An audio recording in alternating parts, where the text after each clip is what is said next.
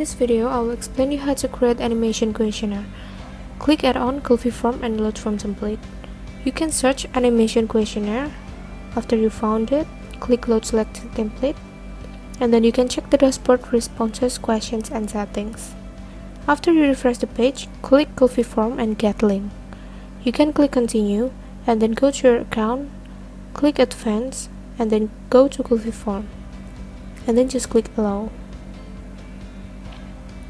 After you get the link like this, just copy it and paste it on your Google. And now the form is ready to use. You can also edit your form. Like for example, in the question type, I use text and the question tags, for example, name, like this. So it will show like this.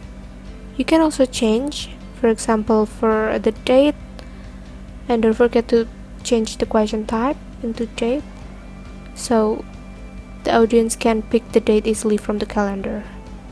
After that, you can also delete the row if you don't use it anymore, so it will disappear. Also, you can change the background color of your form in the settings and change the color. It's very easy. Also, for the style of your title, you can change with delete the mark behavior, so it will stock like this. Thank you.